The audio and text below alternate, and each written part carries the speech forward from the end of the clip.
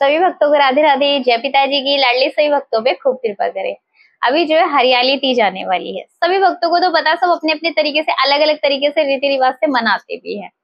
इस बार हरियाली तीज जो है वो 7 तारीख को है। 7 अगस्त को हरियाली तीज भी है। और एक और विशेष उत्सव है हम हरिवंशियों के लिए, बहुत अधिक धूमधाम से मनाया भी जाता है। सबसे पहले मैं आपको हरियाली तीज के बारे में जानकारी देती हूँ। राधे सभी भक्तों को, जो भी मनाते, जिन्हें पता है।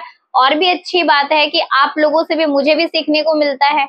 तो सबसे पहले हरियाली तीज जो है ना 7 अगस्त को मनाई। उस दिन ना विधान होता है कि हरियाली तीज को हरे वस्त्र पहनाए जाते हैं। काफी भक्तों के प्रश्न आते हैं कि जैसे कि हम क्या नए वस्त्र ही पहनाएं। अब जैसे हम जो वाली पोशाक है वो नहीं पहना सकते, आपकी जैसी व्यवस्था राधे, आपकी अगर व्यवस्था है आप नए पहना सकते हो तो आप नए पहनाइए। नहीं आपकी व्यवस्था किसी कारणवश, तो आप जो ड्रेसेस है वही पहना सकते हो। लालजू सिर्फ भाव के भूखे हैं आपके। लाडली जी ये चाहती है बस मेरा भक्त हर तरीके से प्रसन्न रहे, तो आपकी जैसी व्यवस्था हो राधे आप उस तरीके से कीजिएगा। उस दिन जो है ना, अब हरियाली तीज काफियों के घर में अलग अलग तरीके से मनाई जाती है। सबसे पहले हरियाली तीज का विधान कैसे शुरू हो मैं बताती हूँ।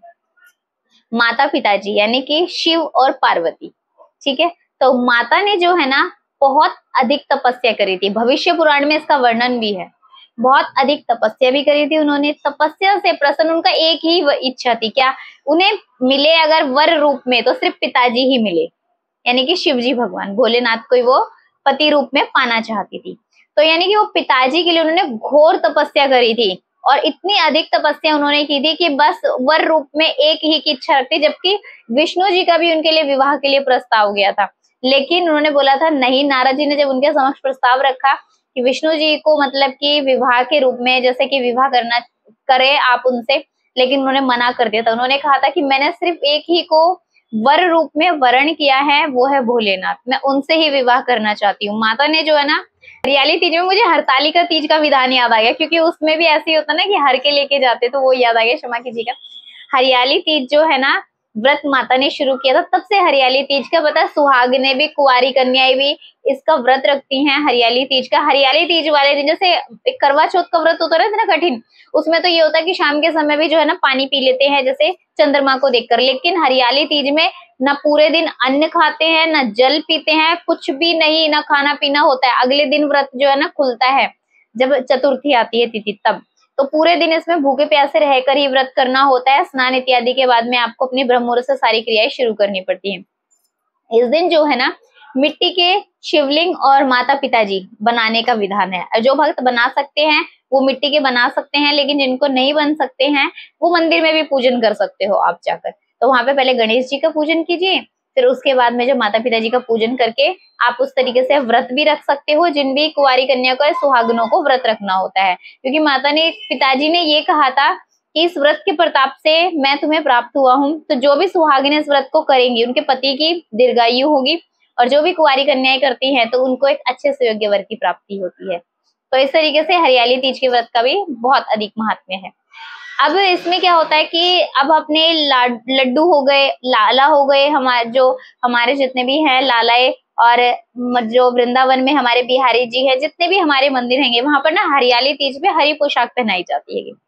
लाडली को भी हरियाली तीज पे जो है ना हरी पोशाक पहनाई जाएगी। जिनको भी हरियाली तीज पे पहना सकते हैं वो पहनाइएगा जरूर। 16 श्रृंगार जो है ना लाडली के समक्ष, घेवर हो गया, सिंधारा जिसको कहा जाता है, वो भी तैयार किया जाता है। एक दिन पहले आप लोगों को क्या होती है, मेहंदी वगैरह लगाती है। हमारी लाडली जी को भी मेहंदी लगती है, तो इस तरीके से मेहंदी लगाई जाती है। उसके बाद में लाडली जी को जो है ना हरियाली तीज वाले दिन पूरा श्रृंगार किया जाता है। तैयार होती है मेरी लाडली उस दिन, 16 श्रृंगार करती हैं उस दिन लाडली। और उनको 16 श्रृंगार जो भी भक्त चाहे तो मंदिर में भी माता को अगर 5 श्रृंगार चाहो 5, 16 चाहो 16 श्रृंगार अर्पण कर सकते हो, या 2 चाहो तो 2, जैसी आपकी व्यवस्था हो। जोड़े से जरूर रखिएगा श्रृंगार। इस तरीके से आपने जो हरियाली तीज का उत्सव मना सकते हैं पूजन करके।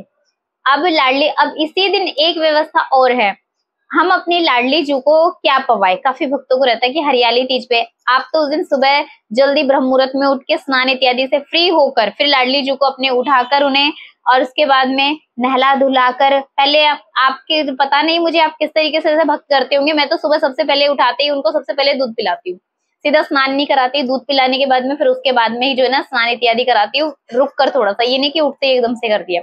उसके बाद में स्नान इत्यादि कराने के बाद में फिर और अपनी आगे जो भी कार्यक्रम होता है वो हम करते हैं। तो जैसे आप हरियाली तीज वाले दिन करते हो, स्नान इत्यादि कराने के बाद में आपको घेवर हो गया, मिठाइयां हो गई, उस दिन पकवान बनते हैं घर में, स्वादिष्ट व्यंजन जो भी आपसे, खीर मालपुए जो भी आपके यहाँ विधान है बनाने का घर में, वो सब हमारी लाडली जी को भी पवाइए, फिर उनको प्रसादी रूप में आप सभी भक्तजन भी पाइए। इस तरीके से आप हरियाली तीज मना सकते हैं। अब दूसरी जो महत्वपूर्ण जो जानकारी है वो है सेवक जी महाराज के जन्मोत्सव की। मैंने पता है इस बार जो है जन्मोत्सव जो हमारा वो हरियाली तीज के अवसर पर ही होता है। हमारे हरिवंशियों के लिए जो है सेवक जी महाराज का जन्मोत्सव है। अब ये जन्मोत्सव जैसे अभी जो एकादशी गई थी, कामिका एकादशी गई थी, तब से जो है ना उनके जन्मोत्सव के बधाई के पद गाए जाते हैं, तब से हम पद गा रहे थे। और अब जिस दिन जन्मोत्सव है सेवक जी महाराज का, तो उस दिन जो है ना हम देखिएगा हमारे पास तो गुरुदेव की जो भी चरण सेवा है, हम तो उनकी गुरुदेव की कृपा से, लाडली की कृपा से, पिताजी की कृपा से हम उनकी सेवा से ही बस कृतार्थ हो गए हैं।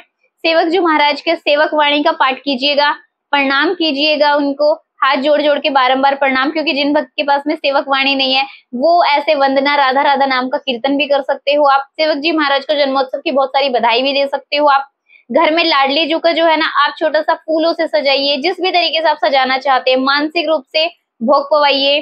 जिनके पास में लाडली जी नहीं है वो लाला को पवाइए, मानसिक रूप से लाडली जी को भोग पवाइए। आप इस तरीके से आपको जो है ना उस दिन झूले का महत्व है। जिन भक्तों के घर में है वो झूला झूला सकते हैं, झूलन के पद गाए जाते हैं उस दिन, हिंडोला पद होते हैं। अगर आपके पास ऐप होगा ये हमारा केलीकुंज ऐप, तो उस केलीकुंज ऐप में अंदर बहुत सारे पद हैं झूलन के भी, अब मैं भी उसी में से ही गाती हूँ, आप भी जो है ना उसी में से पद गा सकते हैं। और जैसे कि काफी वक्त कहेंगे कि हमारे पास में से पद नहीं है तो इस समय पे हम कैसे पाठ करें, तो आप ऐप डाउनलोड कर लीजिएगा राधे, उसमें बहुत सारे पद अलग अलग तरीके से जैसा भी आप चाहे वो गा सकते हो। हरियाली तीज वाले दिन झूले का विधान होता है, कहते हैं उस दिन झूल डलती है, झूला झूलाया जाता है। आपकी जैसी व्यवस्था वैसे ही लालजू को, लाडली को जो है ना आप झूलन उत्सव जैसे मना सकते हो। और जिन भी भक्तों को कंफ्यूजन है कि हम जन्मोत्सव पे कुछ अलग करना चाहते हैं, जैसे अब वो आपके ऊपर है, आप दान पुण्य भी करना चाहते हो राधे वो कर सकते हो, क्योंकि उस दिन हम भी जो है ना सेवक वाणी का पाठ करें। कहते हैं सेवक वाणी का पाठ करने से अवश्य ही राधा रानी इतनी खुश होती है कि दर्शन भी देती हैं, वो इतनी कृपा होती है। तो उस दिन जो है ना आप उनका पाठ कर लीजिएगा। ऑनलाइन भी आप जो है ना पढ़ सकते हो, सुन सकते हो सेवक वाणी, तो आप जो है ना पद गा सकते हो, पद गायन कीजिएगा, लाडली का श्रृंगार कीजिएगा।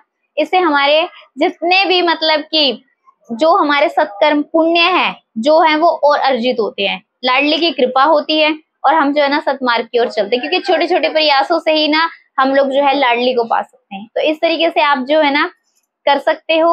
और सभी को मेरी तरफ से तो अभी से सभी को बहुत सारी बधाइयां हैं, क्योंकि उस दिन तो इतने बिजी रहते हैं कि हम बहुत लेट में ही वीडियो पोस्ट होते हैं, तो उस दिन भी हम तो अभी से ही कार्य में लगे हुए हैं, अभी से ही।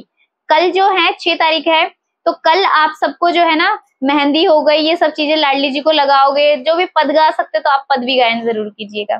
सभी को राधे राधे, जय पिता जी।